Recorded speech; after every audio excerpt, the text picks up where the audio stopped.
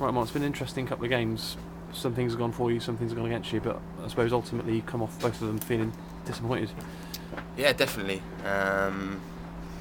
The Fleetwood game, the lads did well to get back into it. I felt we started well in that game, and they kind of scored against the run of play, and it wasn't the kind of bit of a fluky-ish goal that they scored, and then they kind of had the momentum, but the lads dug deep and got in front, and then unfortunately we conceded late on, but it would have been a great win, but it's turned out to be, if you look at it, even though there's disappointment, a good point. It's kept a little run that we've gone on late, and Tuesday night I think they're pretty pleased how kind of the team played, setting up in a different formation that we haven't done. A few of the lads coming in that haven't really played this season, and I think a lot of lads did themselves justice, but you can't concede goals like that at any level of football, and that kind of killed us really. So disappointment. I know it's the JPT, people have different opinions on it, but at the end of the day, there's a chance to get to Wembley, and it's a football match that you want to win. So it's disappointment, but we've got a game Saturday now against AFC Wimbledon. Just got a new manager, which will be tough, and hopefully go down there and get a result, because last year we probably performed well in the first half, but end up getting a bit of a chance, and so we definitely owe them one, and hopefully give it back to them on Saturday. Yeah, do you think, the manager said he thought you took your foot off the gas a bit up, maybe after an hour on Tuesday, maybe he thought it was, because you did look fairly comfortable, didn't you, but do you think maybe a bit of complacency crept in, like you'd done the job, or done most of the job? No, I don't think, some of the gaffers say that a lot of times, I don't think you can say that to any one of the boys, because that never happens. We were comfortable, but that's because we were playing well. I think you can always say that could have scored more goals, but taking the lead twice in a game, if you don't score a goal, you should expect to keep the lead and go on and win the game. So no, I don't think that any complacency crept in.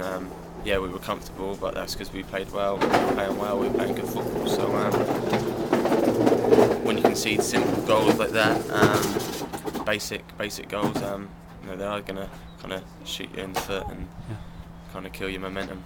Yeah, how do you think you played? Because the manager said he thought you'd shown some sort of return to form. Yeah, I think I needed that Tuesday. I needed a decent performance. I haven't gone my way of late, so I was pretty happy with myself. I got back to what I feel that I can do best, and I enjoyed it. So hopefully that's a stepping stone for me, and something that I can use for a bit of confidence. Hopefully going into the weekend. Yeah, the Wycombe game, such a good performance. You looked like you could pass any team to death that day, didn't you? But for some reason, it hasn't quite happened for you since then. You got any idea why? No, I can't really. There's no excuses.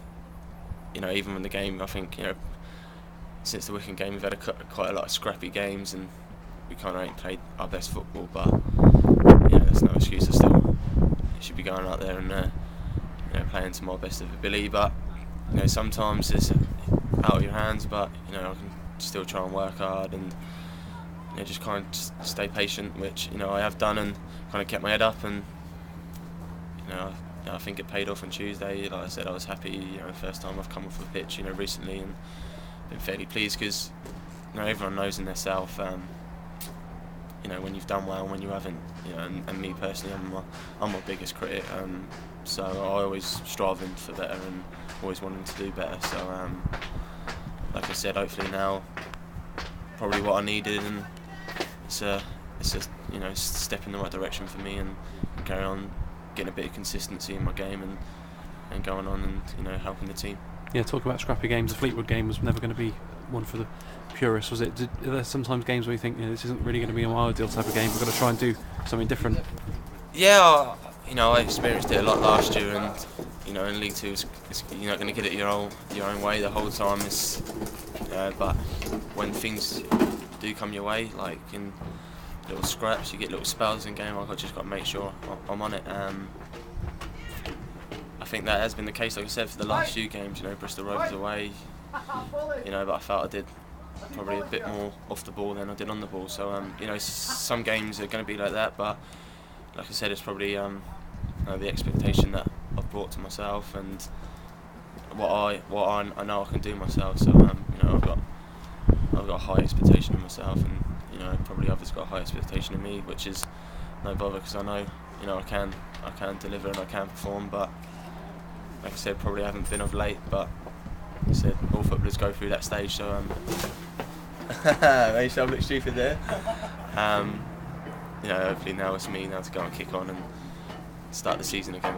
Yeah. As such, yeah. I know you don't want to make any excuses. You already said that, but do you think you are getting targeted more by opposition teams now for, you know, getting yourself a bit of reputation in this league last season? Yeah, maybe. I think you touched on it. You know, one of the early interviews that you know, it probably is the case, but you know, that's down to me then to, you know, get a bit of movement, just to try and get on the ball. You don't get it your own way in football. You never do. You got to work hard for it, and you got to try and make things happen. So yeah, that could be the case, but you know, that's down to me, just trying to be that little bit brighter, be that little bit cleverer, and to get on the ball and make things happen.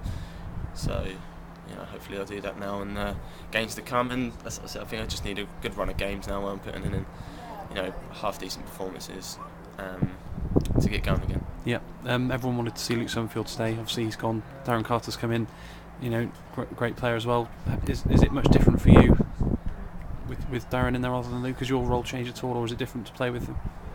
Not different. I think if you look at it, they're quite similar players.